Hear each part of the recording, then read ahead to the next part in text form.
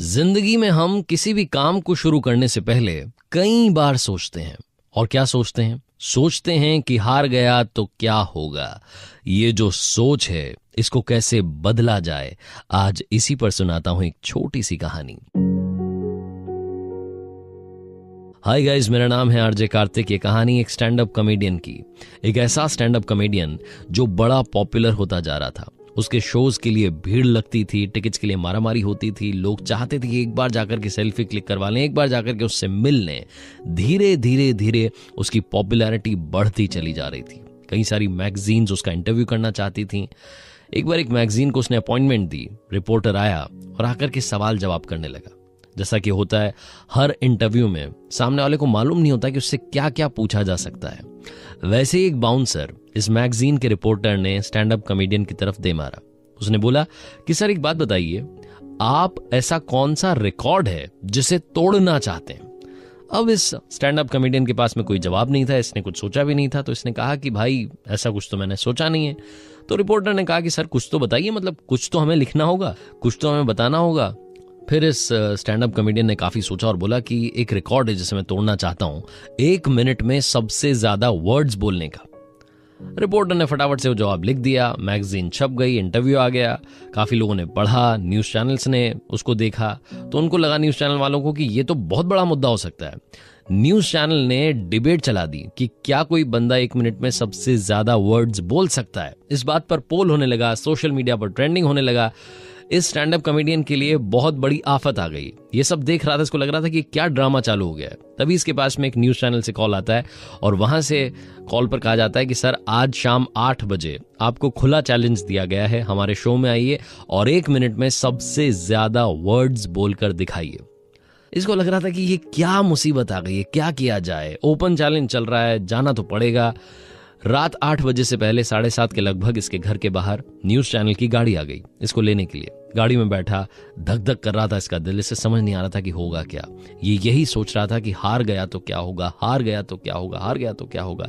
News channel के office के बाहर पहुंचा, गाड़ी से बाहर निकला और सोचने लगा कि हार गया तो क्या होगा।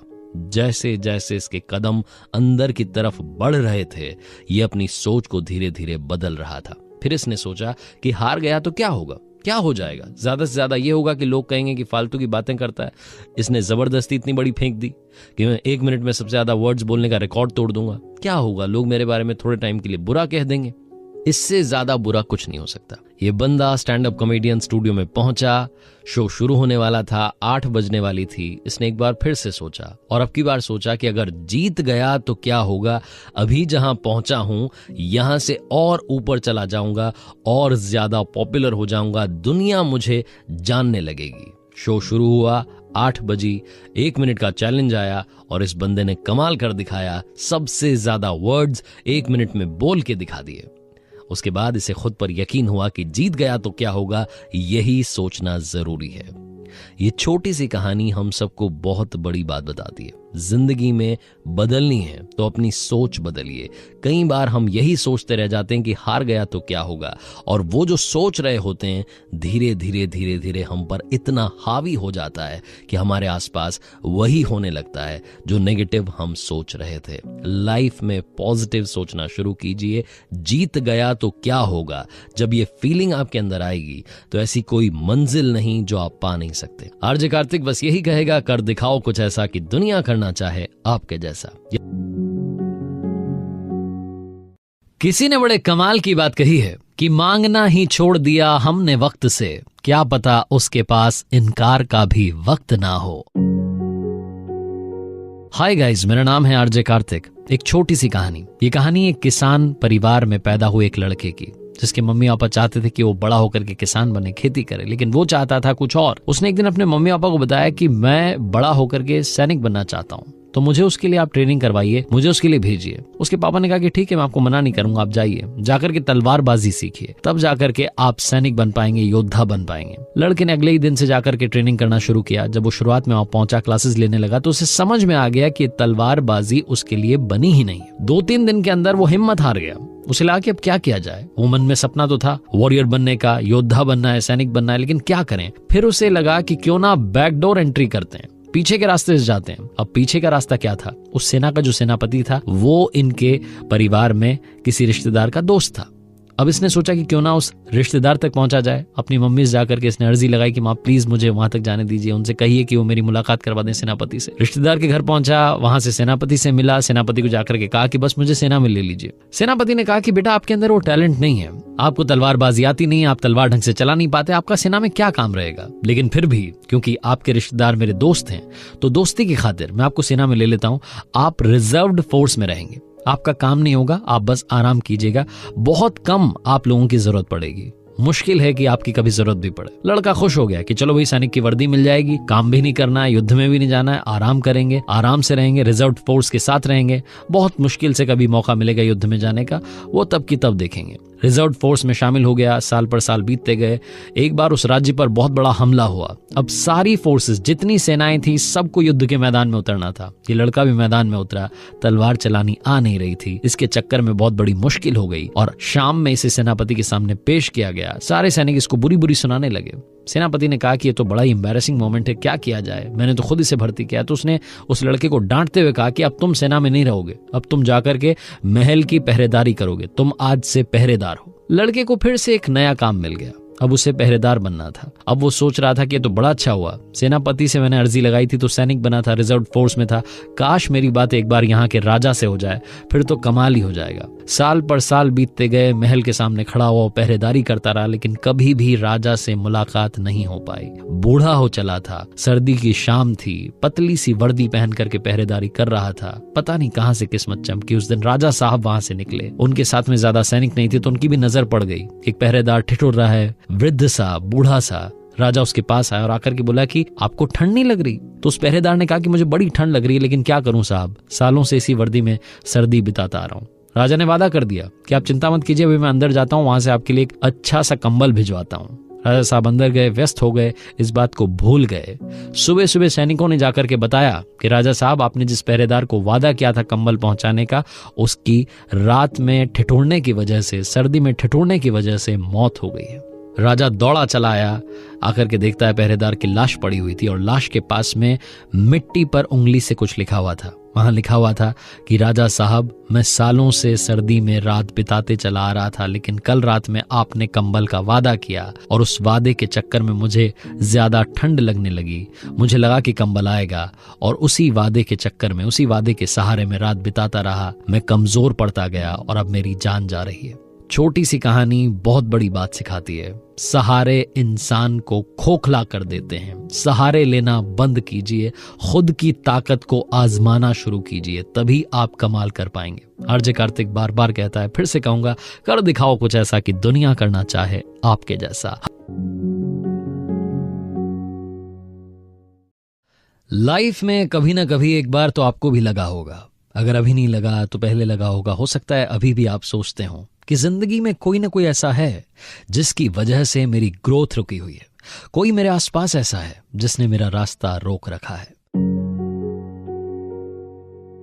हाय गाइस, मेरा नाम है आरजे कार्तिक। अगर आपको लगता है कि आपका रास्ता किसी ने रोक रखा है तो ये कहानी सिर्फ और सिर्फ आपके लिए है। एक बार एक प्राइवेट कंपनी के दरवाजे के बाहर नोटिस बोर्ड पर एक लेटर चिपका। सुबह सुबह जब एम्प्लॉइज पहुंचे तो देख करके शॉक्ड रह गए। उस लेटर पर लिखा था कि आज उनकी डेथ हो गई है जिनकी वजह से आपका रास्ता रुका हुआ था, जिन्होंने आपकी ग्रोथ रोकी हुई थी, आज वो हमें छोड़कर चले गए हैं।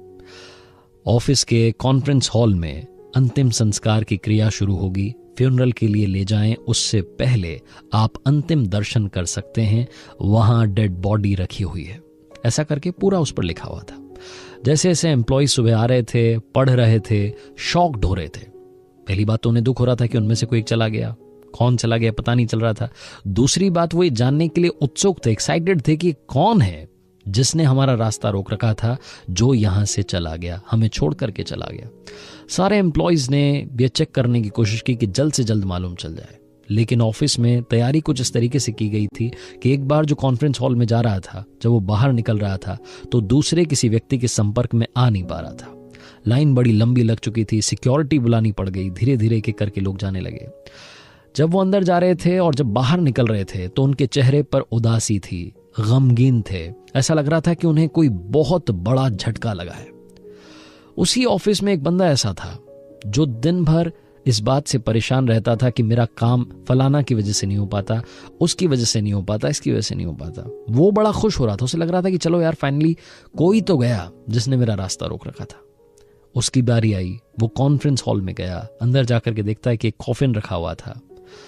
वो गया, जाकर के कॉफिन को उठाया, जैसे ही उसने ढक्कन खोला वो शॉक्ड रह गया। वहां अंदर कोई भी बॉडी नहीं थी। उस कॉफिन में मिरर लगा हुआ था और उस मिरर के पास में एक कागज चिपका हुआ था। उस लेटर पर लिखा था कि जिंदगी में आप ही हैं जिसने आपका रास्ता रोक रखा है। आपने खुद की ग्रोथ को रोका हुआ है। आपको अपनी उन कमजोरियों को पहचानने की जरूरत है। ये पढ़ने के बाद वो व्यक्ति शर्म से लाल हो गया। उसे उस दिन समझ में आया कि वो दिन भर जो कमियां निकालता रहता था, आखिर में कमी तो उसी में थी। छोटी सी कहानी बहुत बड़ी बात सिखाती है। जिंदगी में कमी हर किसी के अंदर है। उस कमी को ढूंढना शुरू कीजिए, ना कि आप दिन भर ये कहते रहें कि हमारे ऑफिस में माहौल सही नहीं है, मैं पढ़ाई नहीं कर पाता क्योंकि घर का माहौल ठीक नहीं है, घर में शोर मचता रहता है। ऑफिस का माहौल ठीक तब होगा जब आप अंदर से ठीक होंगे, अपने आप को तैयार करेंगे। जिंदगी में इंसान हमेशा अंदर की कमजोरियों से हारता है, इसलिए खुद को तैयार कीजिए और आसपास के माहौल को दोष देना बंद कीजिए, क्योंकि वो आप ही हैं जिसने अपना रास्ता रोक रखा है। आरजे कार्तिक बस यही कहेगा, कर दिखाओ कुछ ऐसा कि दुनिया करना चाहे आपके जैसा। किसी ने बड़े कमाल की बात कही है कि यूं ही नहीं होती जिंदगी में तब्दीलियां, रोशन होने के लिए मोम को भी पिघलना पड़ता है। हाय गाइस, मेरा नाम है आरजे कार्तिक। एक छोटी सी कहानी। ये कहानी है राजा विक्रम की। राजा विक्रम को अपने राज्य में उत्तराधिकारी का चुनाव करना था। बड़ा आसान होता अगर उनके बच्चे कम होते, लेकिन उनके 100 बच्चे थे। अब 100 बच्चों में से किसी एक को चुनना बड़ा ही मुश्किल टास्क था। रानी को भी सभी बच्चों से बराबर प्यार था, राजा को भी सभी बच्चों से बराबर प्यार था। रानी ने एक बार सुझाव दिया कि क्यों ना हम राज्य के टुकड़े कर दें, सब बच्चों में बराबर हिस्सा बांट दें। राजा ने कहा कि ये तरीका अच्छा नहीं होगा, हम प्रजा को अपने अपने हाल पर नहीं छोड़ सकते, हमें किसी एक को राजा चुनना होगा, किसी एक को राजा बनाना होगा। और तुम चिंता मत करो, मैं कुछ ना कुछ ऐसा करूंगा कि इन सब में से जो सर्वश्रेष्ठ है वो सामने निकल करके आ जाएगा। रानी ने कहा ठीक है, फिर आपकी मर्जी, आपको जो करना है आप कीजिए। राजा ने ऐलान करवा दिया कि अब राज्य का उत्तराधिकारी चुनने का समय आ गया है। सभी राजकुमारों के लिए एक भोज रखा जाएगा और उसके बाद में उत्तराधिकारी का चुनाव कर लिया जाएगा। अब प्रजा चक्कर में पड़ गई कि कोई प्रतियोगिता तो रखी नहीं है, सिर्फ भोज रख दिया है। अब खाना खाने से कैसे पता चलेगा कि कौन सा राजकुमार अच्छा है? लेकिन राजा ने शायद कुछ और सोच रखा था। वो शाम आई, जब भोज का समय था, सारे राजकुमार तैयार होकर के प्रांगण में आ गए। 100 राजकुमारों के लिए 100 थालियां लग गईं, पकवान बन गए, सब कुछ तैयार था। उनके सामने थालियां परोस दी गईं।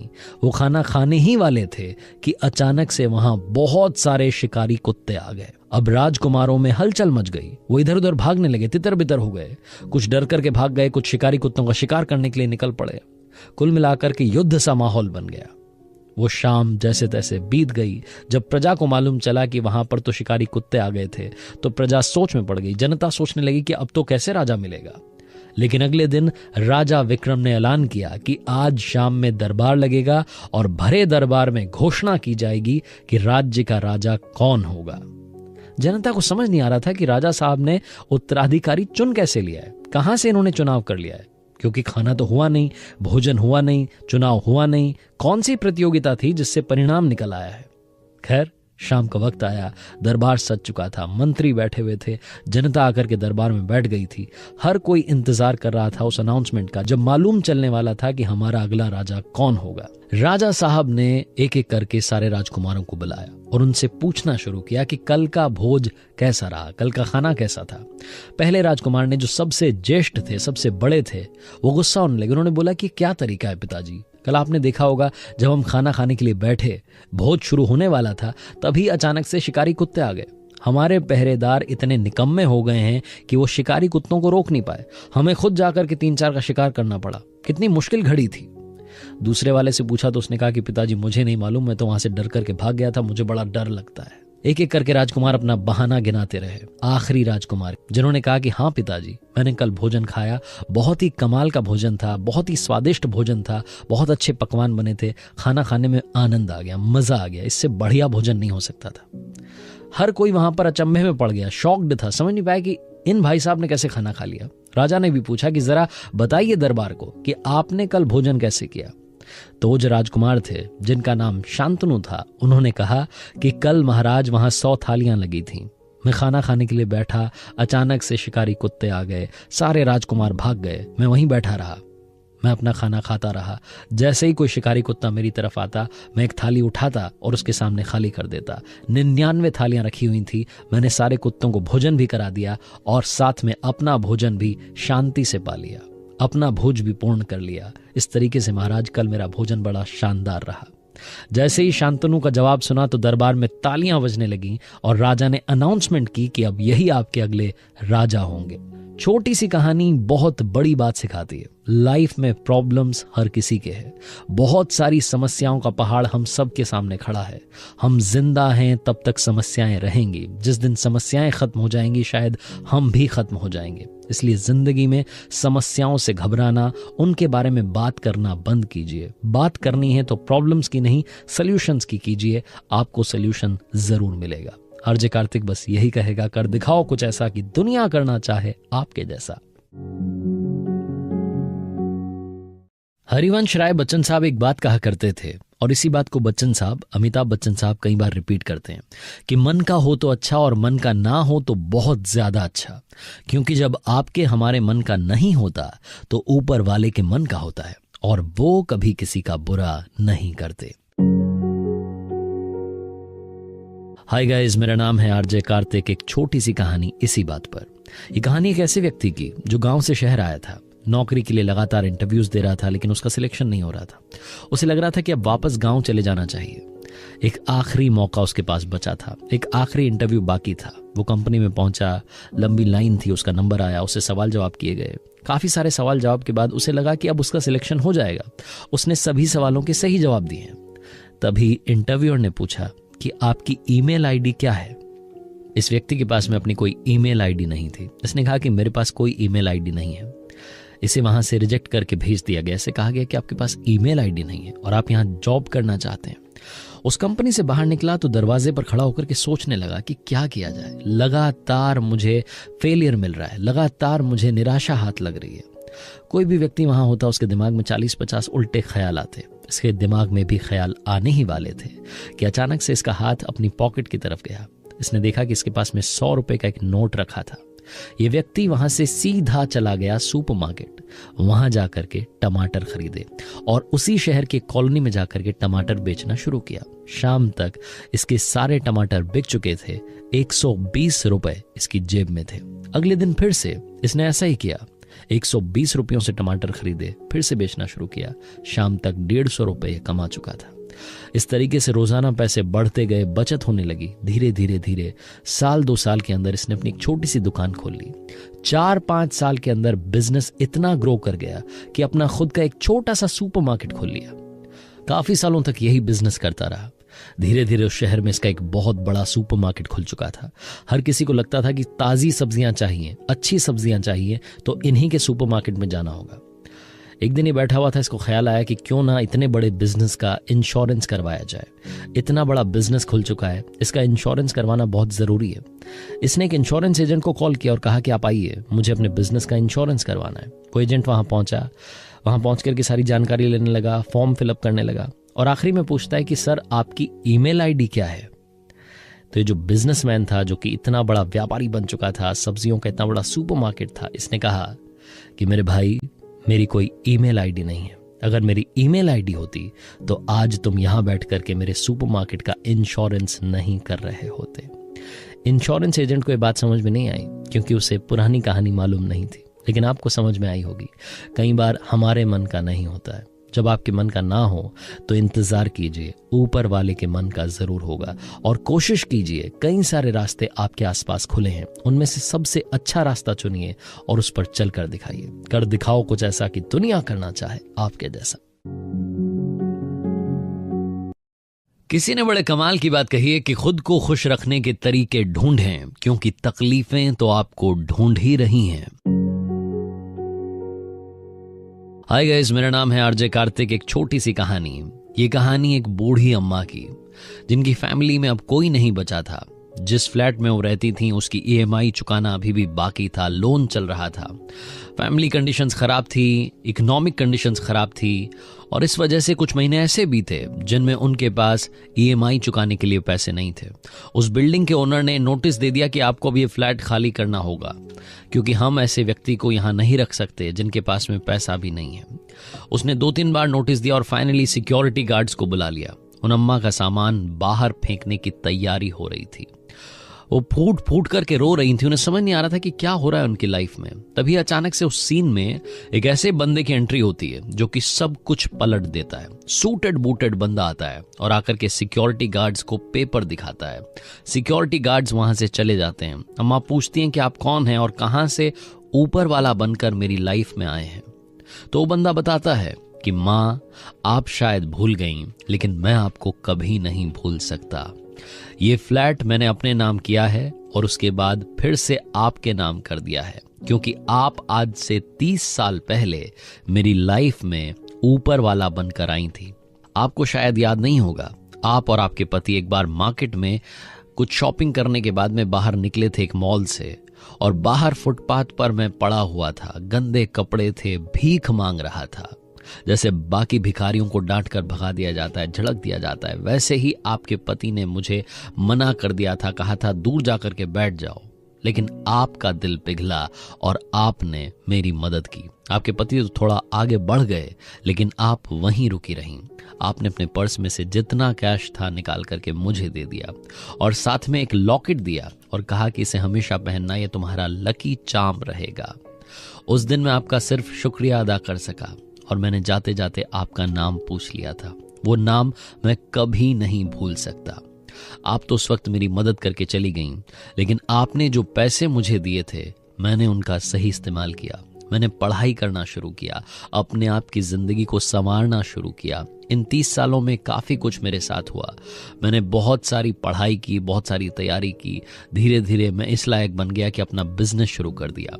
आज रियल एस्टेट सेक्टर में एक बहुत बड़ा बिजनेसमैन बन गया हूं।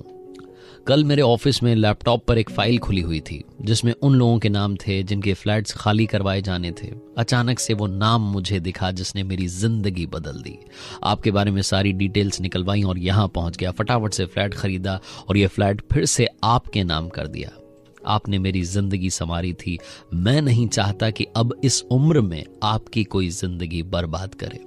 ये लॉकेट जो कि आपने मुझे उस वक्त दिया था, ये लकी चार्म वाला लॉकेट अब मैं आपको दे रहा हूं। आप हमेशा मुस्कुराएं मां, मेरी बस यही आपके लिए कामना है।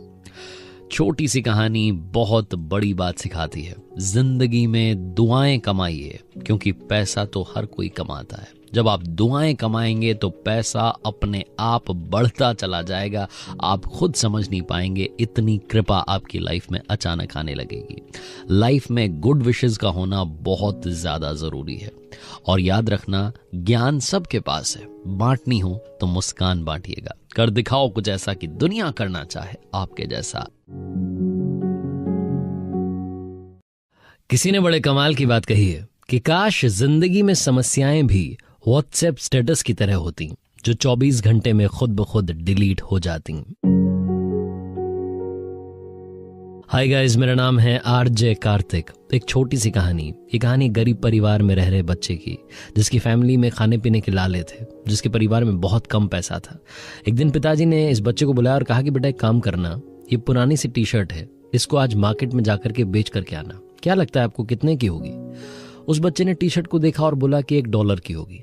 तो पापा ने कहा बेटा आपको आज इसे $2 में बेच करके आना है। लड़के को समझ नहीं आया कि पापा ने कौन सा टास्क दिया। फिर उसे याद आया कि उसकी फैमिली कंडीशंस बहुत खराब थी। तो उसने सोचा कि फैमिली की मदद करने का इससे बढ़िया मौका नहीं मिलेगा। वो लड़का बाहर जा चुका था, आसपास ढूंढने लगा किसको बेचूं किसको बेचूं। फिर उसे लगा कि टी शर्ट तो वाकई में बहुत गंदी है, इसको $2 में तो कोई नहीं खरीदेगा। वो लड़का वापस घर में आया। घर में जो पुराने कपड़े रखे थे उसके नीचे उस टी शर्ट को रख दिया। उनके घर में आयरन तो थी नहीं, प्रेस करने का इससे बढ़िया तरीका नहीं था। वो टी शर्ट थोड़ी सी ठीक हो गई, उसकी सलवटें मिट गई। अब वो टी शर्ट को लेकर के स्टेशन पहुंच गया, वहां जाकर के बेचने की कोशिश करने लगा। शाम तक फाइनली वो टी शर्ट बिक गई, $2 में बेच दी। घर आया, पापा को आकर के $2 दिए। लड़के को लगा कि पापा खुश होंगे, लेकिन पापा ने कोई रिएक्शन नहीं दिया, पापा चुप रहे। अगले दिन पापा ने फिर से एक पुरानी टी शर्ट निकाली और इस लड़के से कहा कि बेटा आज आपको फिर से ये टी शर्ट बेचने के लिए जाना है, और आज $2 में नहीं बल्कि $20 में ये $1 वाली टी शर्ट बेच करके आनी है। आप ही ने बताया था कि $1 की है, अब $1 वाली टी शर्ट आप $20 में बेच करके आएंगे। लड़के को अब की बार तो कुछ समझ में नहीं आ रहा था, पूरा ब्लैंक था, उसे समझ नहीं आ रहा था क्या करना है। फाइनली उसने फिर से अपना दिमाग लगाया, तो उसको लगा कि काम करता हूँ। उसके घर में एक पुराना मिकी माउस का स्टिकर रखा था, उसने उस टी शर्ट पर उस मिकी माउस के स्टिकर को चिपका दिया। वो टी शर्ट अब मिकी माउस वाली बन गई थी। वो लड़का उस टी शर्ट को लेकर के गया और एक बड़े से स्कूल के सामने खड़ा हो गया, जहां पर अमीरों के बच्चे पढ़ा करते थे। स्कूल की छुट्टी हुई, सारे बच्चे बाहर निकले, उनके मम्मी पापा उन्हें लेने के लिए आए हुए थे। उनमें से एक बच्चे की नजर पड़ी इस टी शर्ट पर जिस पर मिकी माउस बना था। उस बच्चे ने अपने पापा से जिद की कि पापा मुझे वो टी शर्ट चाहिए। पापा ने देखा कि एक छोटा सा बच्चा टी शर्ट बेचने के लिए खड़ा हुआ है। वो आए, उन्होंने देखा कि टी शर्ट बड़ी अच्छी थी, मिकी माउस का स्टिकर था, बड़ी क्रिएटिविटी दिखाई गई थी, तो बड़े खुश हुए। उन्होंने $20 भी दिए और साथ में $5 की टिप दी कि बेटा ये आपके लिए। अब वो $1 की टी शर्ट ये लड़का $25 में बेच चुका था। इसे लग रहा था कि आज तो पापा बहुत ज्यादा खुश होंगे। ये पहुंचा घर पर, जाकर के पापा को बताया कि पापा $1 वाली टी शर्ट आज $25 में बेच दी है। पापा ने कोई रिएक्शन नहीं दिया, ना खुश हुए ना दुखी हुए, चुप रहे। अगले दिन फिर से उन्होंने एक पुरानी टी शर्ट निकाली, वही $1 वाली टी शर्ट, और बच्चे से कहा कि बेटा आज आपको इस टी शर्ट को $200 में बेच करके आना है, और मुझे पूरी उम्मीद है कि आप ये करके दिखाओगे। लड़के के पसीने छूट गए, उसे समझ नहीं आ रहा था कि पापा कौन सा टास्क दे रहे हैं। रोजाना मुझसे कह रहे हैं कि जाओ इतने में बेच करके आओ, इतने में बेच करके आओ। फिर उसे अपनी फैमिली कंडीशन से याद आई। उसे लगा कि हमारे परिवार में वाकई पैसे की जरूरत है, मुझे फैमिली की मदद करनी होगी। जब मैं $1 की टी शर्ट को 25 में बेच सकता हूं तो 200 में भी बेच सकता हूं। लड़का बाहर बाजार में निकला और आसपास देखने लगा। उसकी नजर पड़ी, उनके शहर में एक बड़ी एक्ट्रेस आने वाली थी एक स्टोर के इनॉग्रेशन के लिए। लड़का वहीं पहुंच गया। वहां पहुंचा तो देखता है कि लंबी भीड़ लगी हुई थी।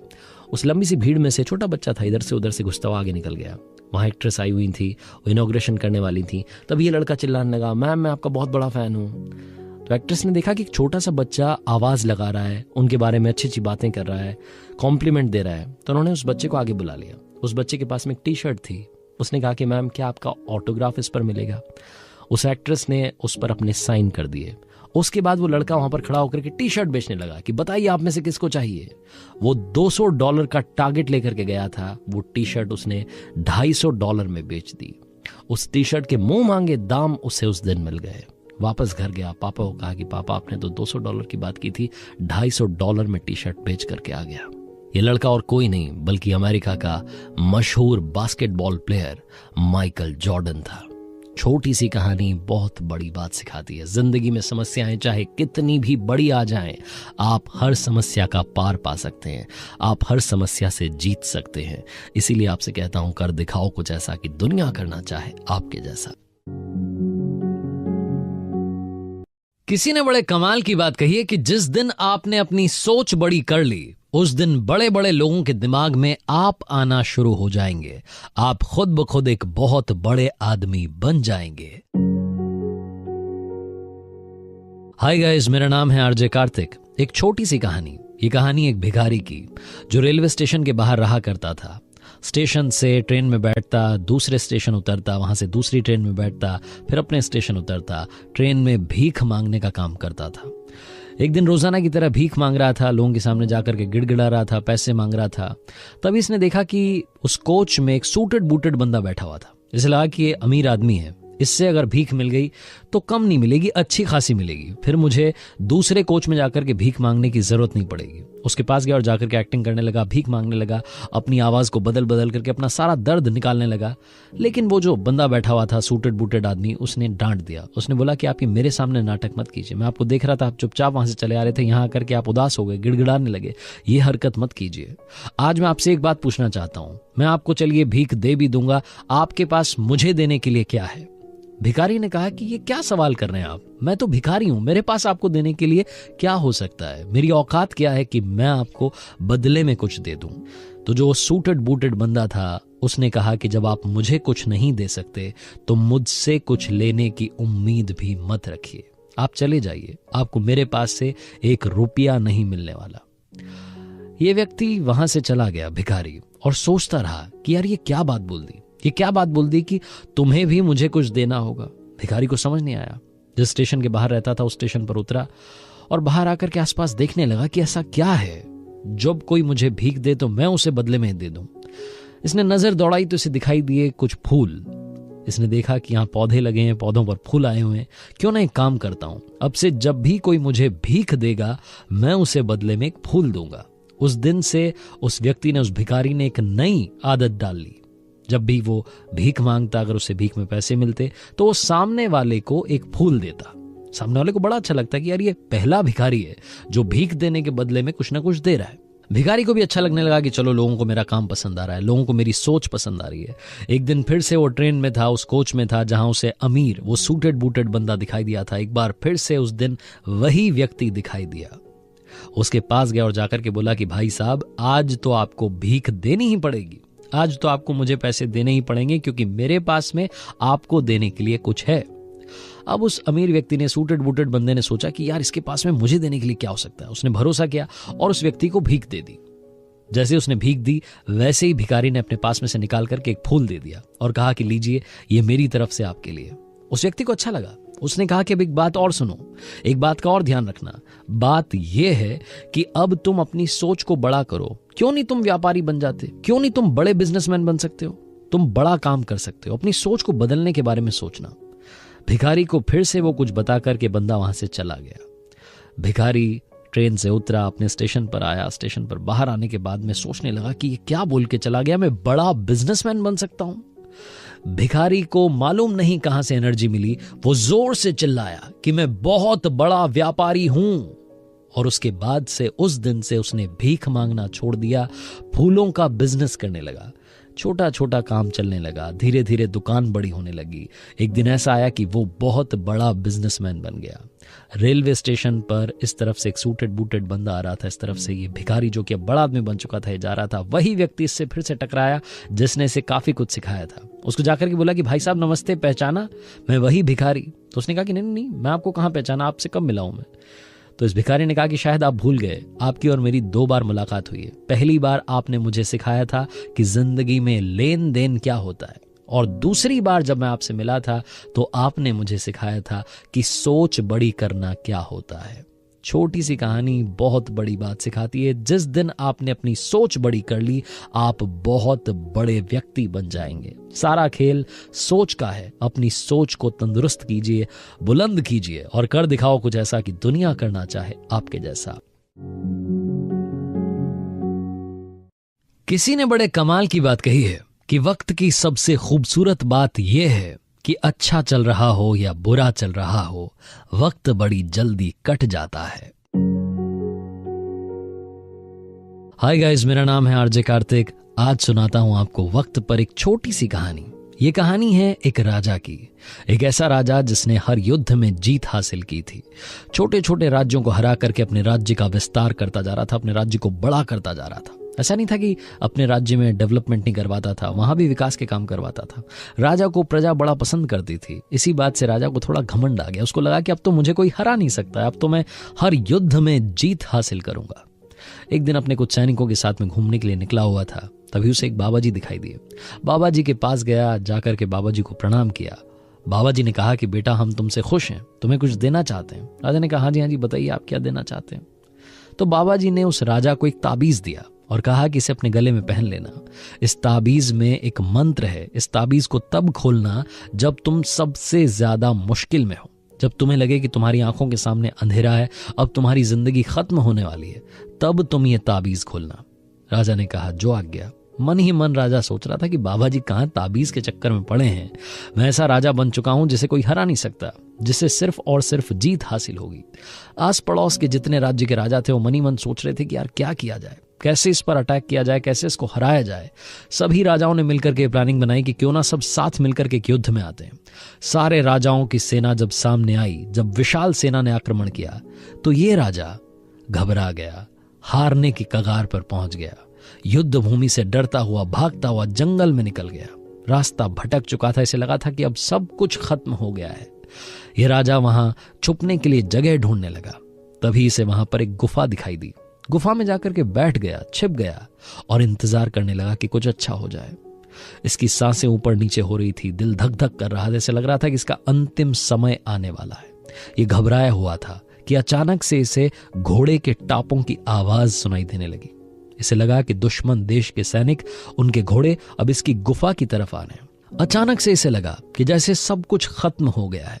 अचानक से इसने महसूस किया कि इसकी आंखों के सामने अंधेरा है, इसकी मृत्यु होने वाली है। इसको सैनिक पकड़ करके ले जाएंगे, फांसी दे देंगे, इसका राजपाट तो छिन ही गया है, अब जिंदगी भी चली जाएगी। ये राजा निराशा की तरफ जाता जा रहा था। तभी से अचानक याद आया कि उन बाबा जी ने एक ताबीज दिया था जो गले में पहना हुआ था। फटाफट से इसने ताबीज निकाला, उसे खोला और उस मंत्र को पढ़ने लगा जो मंत्र बाबा जी ने कहा था कि इस ताबीज में लिखा हुआ है। उसने ताबीज खोला तो अंदर एक कागज की चिट्ठी थी। उस कागज की चिट्ठी को खोला तो उस पर लिखा हुआ था, ये भी कट जाएगा। मंत्र था, ये भी कट जाएगा। राजा ने एक सुकून की सांस ली, राहत की सांस ली। एक बार फिर से ऊपर वाले का धन्यवाद किया कि भगवान आपका धन्यवाद, आपने मुझे जिंदा तो रखा। हे ऊपर वाले, आपका शुक्रिया। राजा ने एकदम से महसूस करना शुरू किया कि उसके अंदर पॉजिटिविटी आ गई है। उसे वो जो घोड़े के टापों की आवाज सुनाई दे रही थी वो भी अब दूर जाने लगी। थोड़ी देर बाद वो घोड़े के टापों की आवाज सुनाई देना बंद हो गई। राजा धीरे से उस गुफा से बाहर निकला, जंगल में कुछ दिन रहा, वहां फिर से अपनी सेना बनाई, फिर से उस राज्य पर आक्रमण किया जो उसका खुद का था, जिसे किसी ने हथिया लिया था, और उस राज्य पर फिर से अपना झंडा कायम किया। छोटी सी कहानी बहुत बड़ी बात सिखाती है। जिंदगी में घबराइएगा मत, क्योंकि अच्छा चल रहा हो या बुरा चल रहा हो, ये भी कट जाएगा। बड़े से बड़े संकट टल जाएंगे। अगर आप चैंपियन हैं, चैंपियन की तरह सोचते हैं, तो आप चैंपियन ही बने रहेंगे। आप अपनी सोच को बस बुलंद रखिए, और चैंपियन बनने का सिर्फ एक रास्ता है, हार्ड वर्क और उसके साथ स्मार्ट वर्क। आरजे कार्तिक फिर से कहेगा, कर दिखाओ कुछ ऐसा कि दुनिया करना चाहे आपके जैसा। किसी ने बड़े कमाल की बात कही है कि जिंदगी में जो भी होता है अच्छे के लिए होता है। हाय गाइस, मेरा नाम है आरजे कार्तिक। ये कहानी है अकबर और बीरबल की। आपने बड़े सारे उनके किस्से सुने होंगे, लेकिन ये वाला मजेदार है। एक बार बादशाह अकबर को लगा कि क्यों ना बेगम के लिए सेब काटा जाए, तो उन्होंने चाकू मंगवाया, एप्पल मंगवाया। अब उनको चाकू चलाने की आदत तो थी नहीं, कभी उन्होंने कोई सब्जी नहीं काटी थी, फल नहीं काटा था। वो जब सेब काट रहे थे, अचानक से उनके अंगूठे में चोट लग गई, खून निकलने लगा। तो बड़ी जोर से चिल्लाए और फटाफट से वैद्य को बुलाया गया, दवाइयां मंगवाई गईं। लेकिन इस सब के बीच में जब वो चिल्ला रहे थे, दर्द से कराह रहे थे, जब वो दर्द में थे, उनके ठीक पास में बीरबल खड़ा हुआ था, क्योंकि जहां अकबर होते थे वहां बीरबल होता था। तो बीरबल ने कहा कि जहां पना आप इतना क्यों दर्द में हैं? याद रखो, जिंदगी में जो भी होता है अच्छे के लिए होता है। बादशाह को गुस्सा आ गया। उन्होंने बोला कि ये क्या मूर्खता है, यहां मुझे चोट लगी है और तुम अपना ज्ञान देने से पीछे नहीं रह रहे। तुम यहां भी अपना ज्ञान दे रहे हो, यहां भी तुम कह रहे हो कि जो होता है अच्छे के लिए होता है। बादशाह इतने गुस्से में थे कि उन्होंने बीरबल को कारागार में डालने के लिए कह दिया। सैनिकों से कहा कि इनको ले जाकर के कारागार में डाल दो, मुझे इनकी शक्ल नहीं देखनी, मुझे ऐसे व्यक्ति से बात नहीं करनी।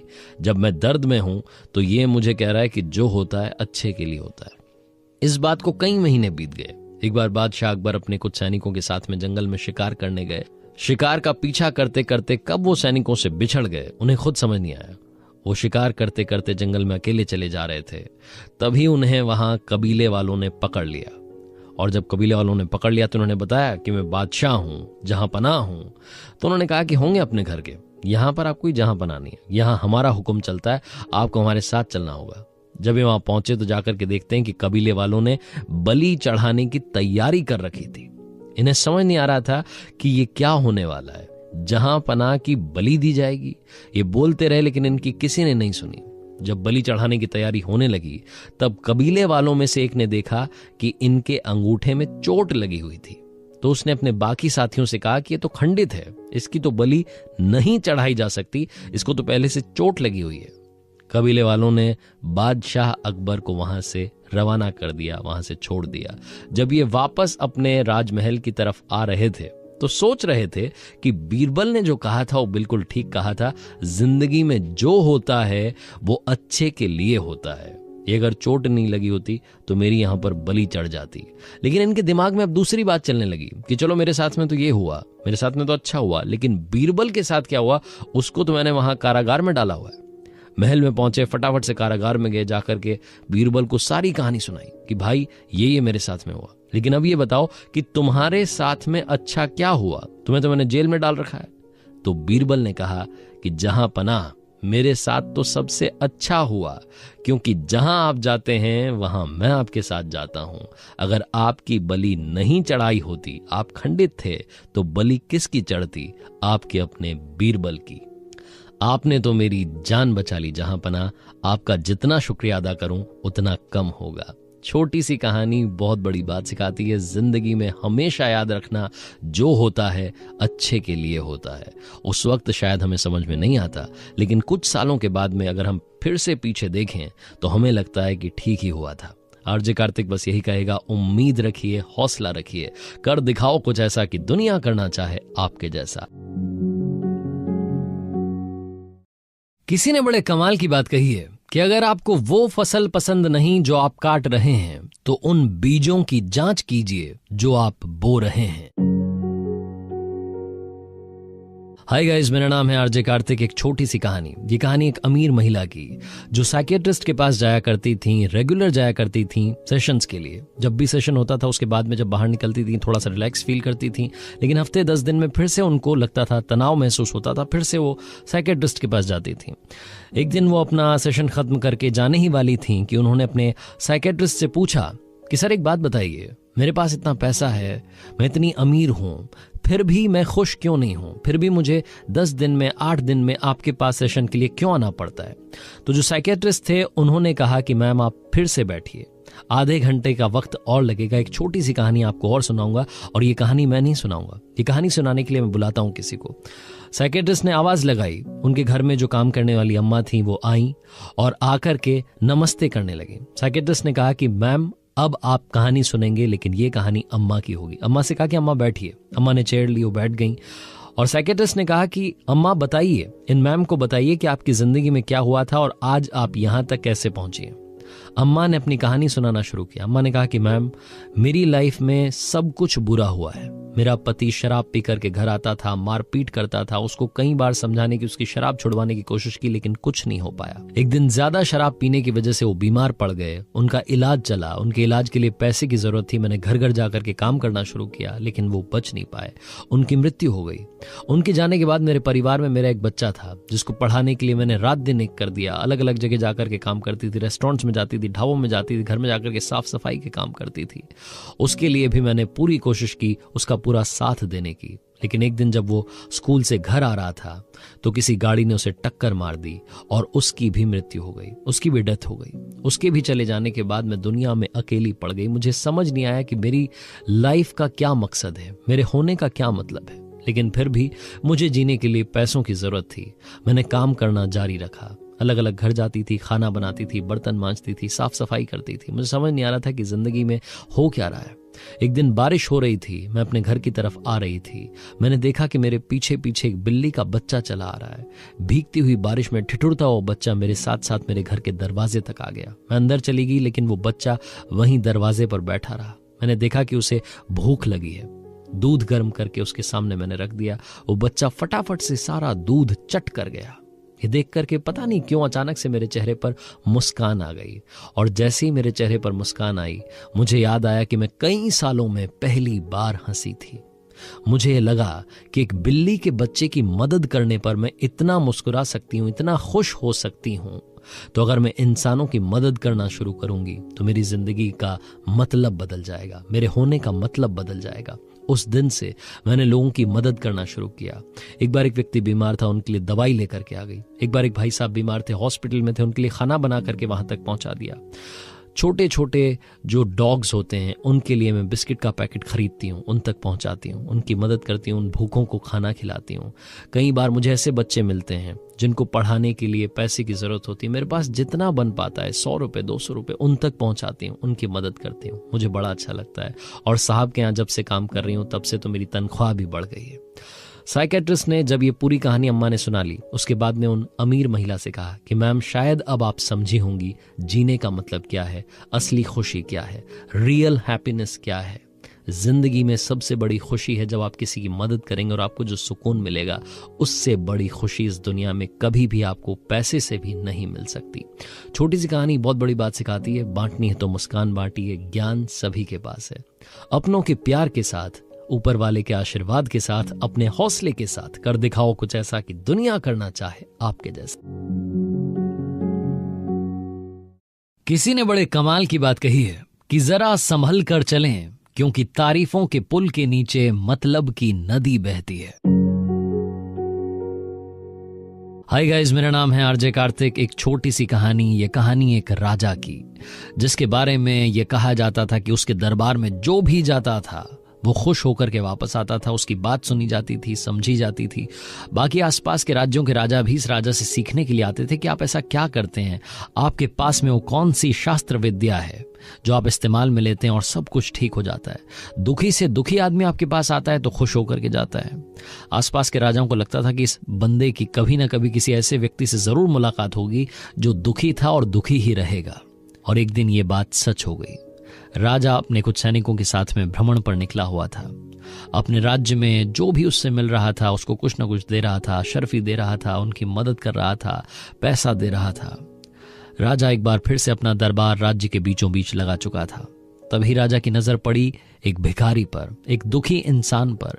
उसको लगा कि उसके राज्य में ये सबसे ज्यादा दुखी इंसान कौन है, ये छूट कैसे गया, इसका उद्धार कैसे नहीं हुआ। उसने सैनिकों को भेजा और कहा कि जाओ उस भिखारी को बुला करके लाओ। वो भिखारी आया और जैसे ही राजा के पास आया, राजा ने उससे उसका हाल पूछा और उसको एक सोने का सिक्का दे दिया।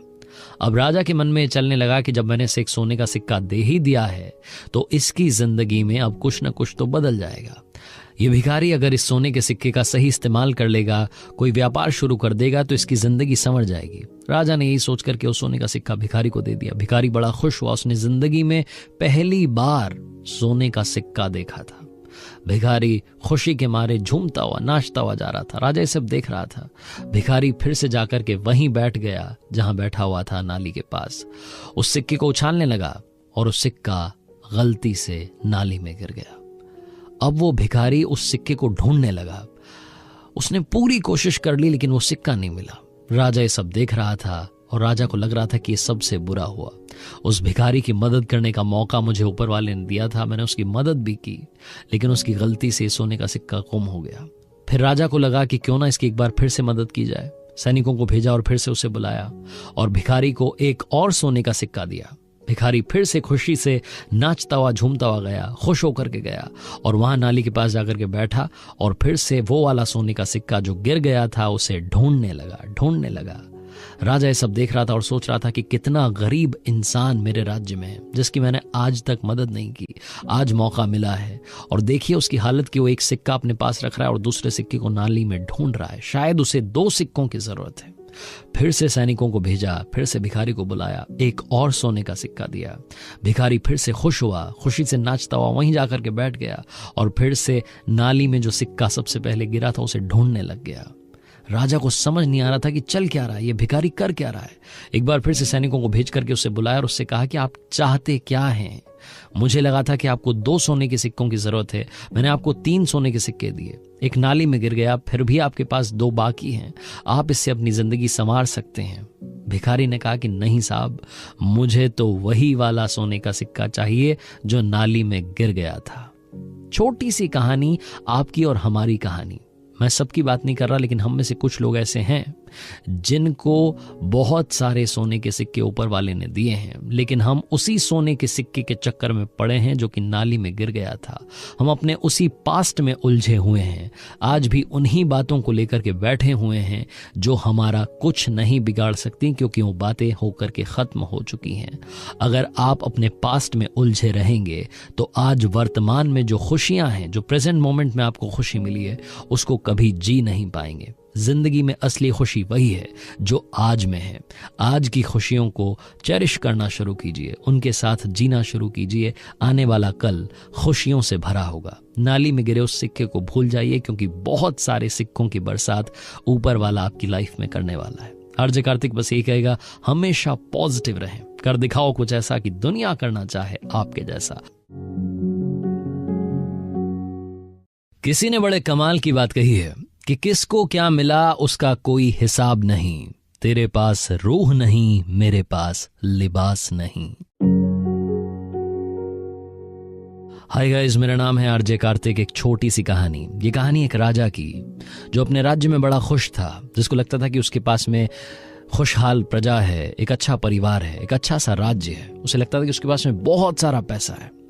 एक दिन अपने महल का दौरा कर रहा था, उसने देखा कि एक नौकर जो कि दीवार की साफ सफाई कर रहा था, वो उससे ज्यादा खुश था। वो गाना गुनगुना रहा था, मजे में अपना काम कर रहा था। राजा को यही बात बुरी लग गई। वो अपने महल में वापस गया, अपने कक्ष में गया, जाकर के उदास होकर के बैठ गया। रानी ने पूछा कि क्या बात हो गई, आप उदास क्यों हैं? तो राजा ने बताया कि एक नौकर जो कि छोटा सा काम कर रहा है, उसे क्या पैसे मिलते होंगे, इतनी कम तनख्वाह में खुश है। मैं राजा होकर के कई बार चिंताएं ले लेता हूँ। कई बार मुझे चिंता होती है कि राज्य में कहीं कुछ गलत तो नहीं हो गया। आस पड़ोस के राजाओं की चिंता ले लेता हूँ। मुझे समझ में नहीं आ रहा है कि वो इतना खुश कैसे हो सकता है। तो रानी ने कहा कि आप परेशान मत होइए, उसे बस 99 के फेर में पढ़ने दीजिए, सब कुछ ठीक हो जाएगा, आपकी चिंता दूर हो जाएगी। राजा ने कहा कि 99 का फेर क्या है? तो रानी ने कहा कि एक काम करते हैं, आज रात में आप किसी को उस नौकर के घर के बाहर भेजिएगा और उसके दरवाजे के बाहर एक पोटली रखवा दीजिएगा। उस पोटली में 99 सोने के सिक्के रखवा दीजिएगा। राजा ने कहा कि ठीक है, तुम जो कह रही हो ये करके देख लेते हैं। राजा ने वही किया। उस नौकर के घर के बाहर दरवाजे पर एक पोटली रखी गई जिसमें 99 सोने के सिक्के थे। नौकर जब अगली सुबह जगा, उसकी वाइफ जब घर की साफ सफाई कर रही थी, उसने दरवाजा खोला तो उसने देखा कि एक पोटली घर के बाहर रखी है। वो पोटली अंदर लेकर के आई, नौकर को जगाया कि हमारे घर के बाहर कोई पोटली रख करके गया है। नौकर ने वो पोटली खोली तो हैरान हो गया, उसमें सोने के सिक्के थे। वो गिनने लगा, 1 2 3 95 96 97 98 99। एक सिक्का कम था। नौकर अंदर तक हिल गया, उसे समझ नहीं आया कि क्या हुआ। उसने अपनी पत्नी से कहा कि रखने वाला 100 सोने के सिक्कों की पोटली रख के गया होगा, 99 का कौन सा हिसाब है? तो वो फटाफट से घर से भागा और अपने घर के आसपास जितने रास्ते थे सारे छान मारे। वो रास्ते ढूंढता चला गया कि कहीं कोई सिक्का दिख जाए, कहीं कोई सिक्का दिख जाए, लेकिन कोई भी सोने का सिक्का नहीं दिखा। उस पूरे दिन उसने अपने शहर के सारे रास्ते छान लिए, लेकिन वो सोने का सिक्का नहीं मिला। अगले दिन नौकरी पर वापस गया तो वहां उसको डांट पड़ी कि बिना बताए आपने छुट्टी कर ली। पूरे दिन उदास रहा। अगले 5-7 दिन तक उदासी से काम करता रहता था। राजा एक दिन फिर से घूमने के लिए निकले, अपने महल का दौरा कर रहे थे तो देखा कि वो नौकर बड़ी उदासी के साथ काम कर रहा है। अपनी वाइफ के पास गए और जाकर के बोलते हैं रानी को कि देखो, मैंने आज फिर से उस नौकर को देखा, आज वाकई में वो उदास था, ये हुआ क्या? तो रानी ने कहा कि अब वो उदास ही रहा करेगा, आप उसको एक और सोने का सिक्का पहुंचा देना ताकि उसकी वो जो लालसा है, वो जो चाहत है, वो मिट जाए। वो नहीं तो 99 के फेर में पड़ा पड़ा बर्बाद हो जाएगा। छोटी सी कहानी बहुत बड़ी बात सिखाती है। हम सब भी 99 के फेर में हैं। हमारे पास में काफी कुछ है जिसे हम इंजॉय नहीं करते, जिसके बारे में हम खुश नहीं होते। हम सब उस एक सोने के सिक्के के पीछे पड़े होते हैं और भूल जाते हैं कि हमारी लाइफ में बहुत सारी खुशियां पहले से हैं। जो मिला है उसमें संतुष्ट होइए और आने वाले कल के लिए तैयारी कीजिए। सपने देखना बुरी बात नहीं है, सपने देखिए और उनके लिए मेहनत कीजिए, लेकिन जो आज में है, जो आज की खुशियां हैं, उन्हें भी जीना शुरू कीजिए। इसीलिए आरजे कार्तिक कहता है, आज में खुश रहें, कल की तैयारी करें और कर दिखाओ कुछ ऐसा कि दुनिया करना चाहे आपके जैसा। किसी ने बड़े कमाल की बात कही है कि बहुत गुरूर था छत को छत होने पर, एक मंजिल और बनी और छत फर्श हो गई। हाय गाइस, मेरा नाम है आरजे कार्तिक। ये कहानी है एक गरीब परिवार की जो गांव में रहा करता था, जिनके बच्चे के बड़े बड़े सपने थे। इस परिवार में जो बच्चा था वो बड़ा होकर के इंजीनियर बनना चाहता था। वो इंजीनियरिंग की पढ़ाई करना चाहता था, कोचिंग करना चाहता था, आईआईटी में जाकर के पढ़ना चाहता था। इस परिवार के पास में इतना पैसा नहीं था। उस बच्चे ने जिद की, मम्मी पापा से कहा कि पापा एक बार मौका दीजिए, मुझे शहर जाने दीजिए, वहां पर कोई भी पार्ट टाइम जॉब करूंगा, पैसे कमाऊंगा, उसी पैसे से अपनी फीस भर दूंगा, आप पर कोई लोड नहीं आएगा, बस मुझे मौका दीजिए। मम्मी पापा इसकी जिद के आगे हार गए, इसे शहर भेज दिया। यहाँ आकर के ये एक बास्केटबॉल कोर्ट में साफ सफाई का काम करने लगा। वहां से जो पैसे मिलते थे उससे फीस भरता था, आईआईटी की कोचिंग कर रहा था। पढ़ने लिखने में बहुत अच्छा लड़का। हर शाम में बास्केटबॉल कोर्ट में जाता, वहां जाकर के देखता कि अमीर परिवार के बच्चे आते थे, वो आकर के बास्केटबॉल खेलते थे। कई बार इसका मन होता था, सपने तो देखता ही था, इसका मन होता था कि बास्केटबॉल खेलूं। एक बार इसने वहां जो बच्चे खेल रहे थे उनसे कहा कि भैया अगर आप एक बार मौका दें तो मैं भी खेलना चाहूंगा। उन्होंने इसकी हंसी उड़ा दी और इसे डांट करके भगा दिया। एक दिन ये रोजाना की तरह वहां साफ सफाई करने के लिए पहुंचा हुआ था, पत्ते उठा रहा था, झाड़ू लगा रहा था। तभी इसने देखा कि वहां पर वो बच्चे तो खेल ही रहे थे, एक कन्या भी आकर के बैठी हुई थी, एक लड़की वहां पर आई हुई थी। जो लड़के खेल रहे थे उनमें से किसी की गर्लफ्रेंड थी। उन लड़कों ने देखा कि ये साफ सफाई वाला लड़का आज फिर से आया है। उन्होंने इसको बुलाया और उनमें से एक, जिसकी की वो गर्लफ्रेंड थी, उसने अपनी गर्लफ्रेंड को दिखाने के लिए टशन दिखाते हुए इस लड़के को डांटना शुरू किया कि ढंग से सफाई करो, और सुनो एक काम करते हैं, तुम रोज कहते हैं ना बास्केटबॉल खेलनी है, आ जाओ तुम बास्केट करके दिखा दो। इस लड़के को समझ में नहीं आया कि क्या हो रहा है। मतलब जो रोज भगा देते हैं, खेलने नहीं देते, आज वो खुद खेलने के लिए बुला रहे हैं। लड़का कोर्ट में पहुंचा और इसने कहा कि ठीक है भैया, मैं कोशिश करके देखता हूं, मैंने आज तक तो खेला नहीं, मुझे पता नहीं, बस आपको खेलते हुए देखता था, उसी से शायद कुछ बात बन जाए। इस लड़के ने बास्केट करने की कोशिश की, लेकिन बॉल कभी इधर जाती कभी उधर जाती, निशाने पर नहीं जा रही थी।